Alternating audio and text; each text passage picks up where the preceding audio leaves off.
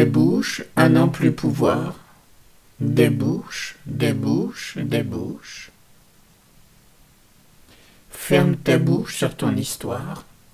Deviens libre dans l'instant. Des bouches à n'en plus pouvoir. Des bouches à n'en plus pouvoir. Des bouches, des bouches, des bouches. Des bouches, des bouches. Ferme ta bouche sur ton histoire. Ferme ta bouche sur ton histoire. Deviens libre dans l'instant. Deviens libre dans l'instant. Nous y viendrons. D'abord, songez que le patient toujours croit dire la vérité. Même pas une vérité, la vérité. Il ne dit qu'une sensation éprouvée. Dire la vérité ne peut être que mensonge.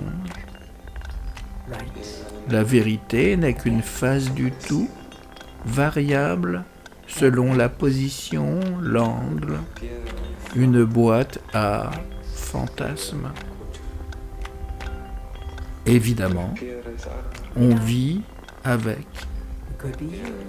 Mais pourquoi le patient d'un jour est-il là pour éprouver une nouvelle sensation? Laquelle? Songeons un instant que le connu est fini, mais que l'inconnu est une infinitude d'infini.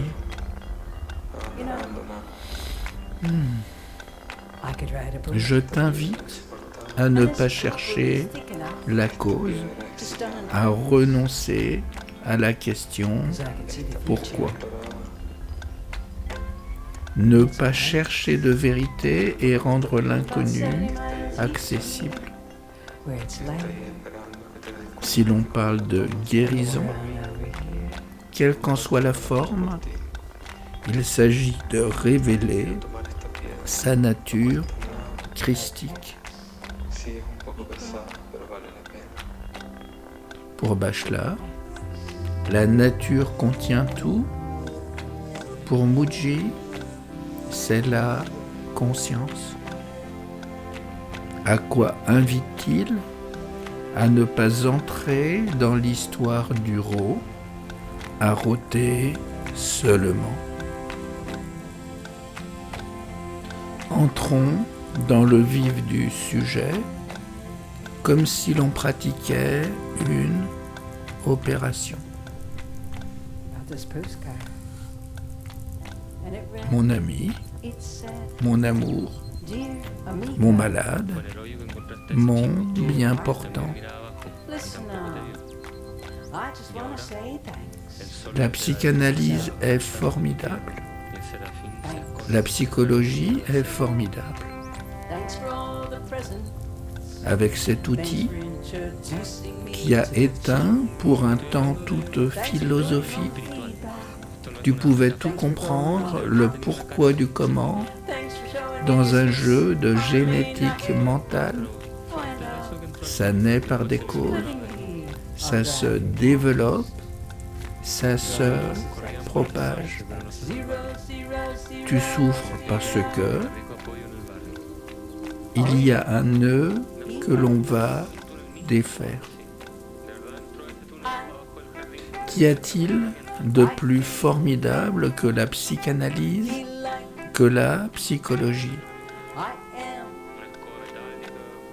Reprenons Bachelard, Mooji, Roustan. Ce qu'il y a de plus formidable est la vie même, se réinscrire dans l'immédiat vivant. Là où je suis, je ne pense pas. Là où je pense, je ne suis pas. Rote seulement, propose Mooji. Je le paraphrase en t'invitant à respirer et Roustan en te proposant à prendre la juste place dans le fauteuil. éprouve un instant combien le refus de la psychologie est soudain libérateur, même si j'ai formation de psychologue clinicien et de psychanalyste. Instant béni pour remettre le Christ sur le tapis. Quand tu infuses dans cet instant fugace et très long, quand tu te recomposes là où d'autres t'invitaient à te décomposer, songe que ce refus de la psychologie contient toute la psychologie, qu'il est un acte psychologique.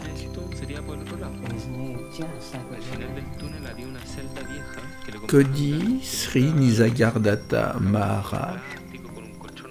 Que la recherche de la cause est le mental,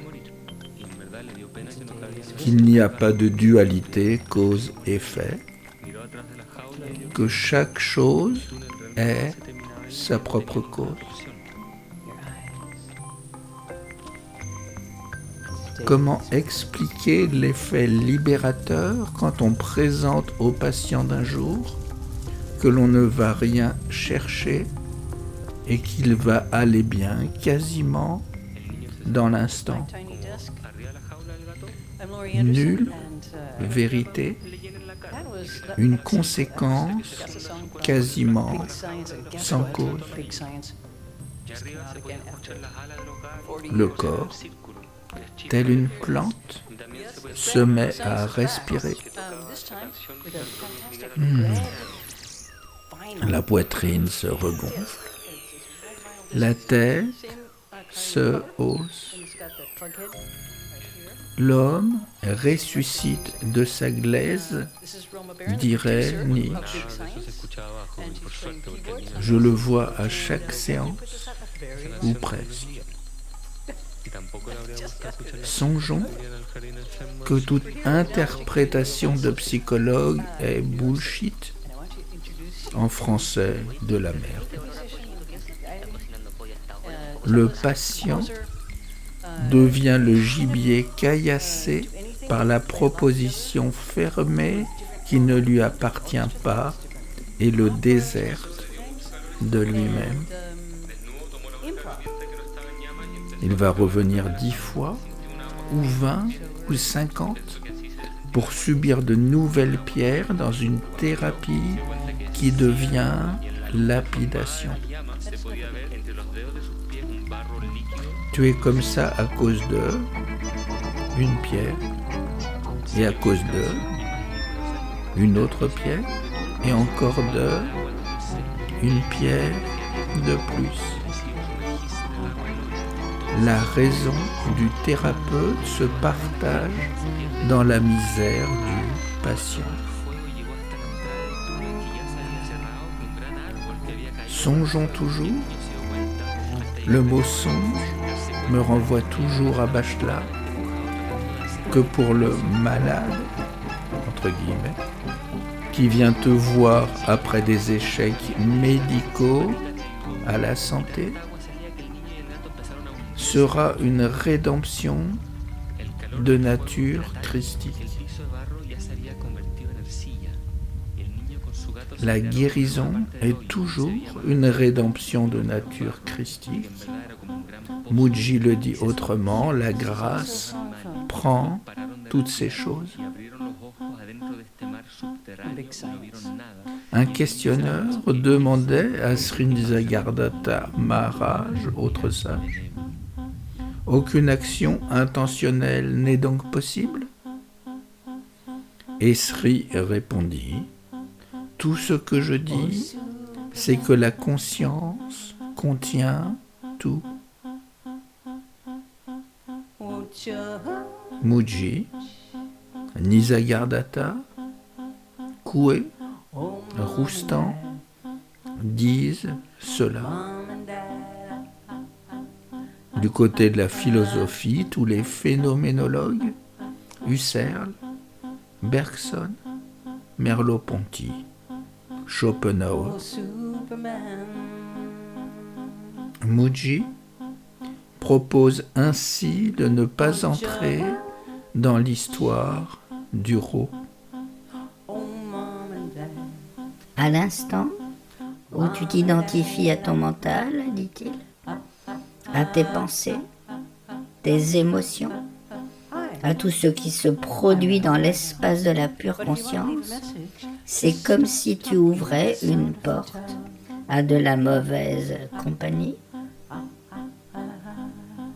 Quand il y a un tremblement de terre sous l'océan, beaucoup de bulles surviennent. Elles s'écoulent à la surface, puis elles sautent et s'en vont. C'est ainsi. Ne t'investis pas ou ne t'implique pas dans ce qui se présente. Ce qui fait irruption, laisse passer. Désintoxique-toi. Tu es seulement à l'endroit où ça rôde. Accepte. Ne sois pas à l'endroit des poubelles. Ne ramasse pas les choses, ne les examine pas et ne les mets pas dans le sac. Tu ne fais que vomir. Tu rôtes maintenant. N'entre pas dans l'histoire du Rho. Cette tendance à tout examiner, oh, quand j'étais enfant, justifie pourquoi les vieux fantômes restent. N'insiste pas pour essayer de clarifier ce qui s'est passé dans le passé. Pour l'instant, rôte seulement. N'analyse pas.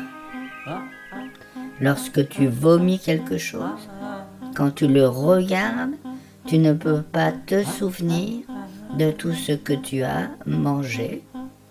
Tu trouves toujours qu'il y a des carottes dans le mélange. Le mental veut toujours analyser, mais ce que je dis, c'est qu'en ce moment, ne fais pas ça. La grâce prend toutes ces choses. Fais confiance là où tu es et que la grâce est avec toi. Exactement du François Roustan.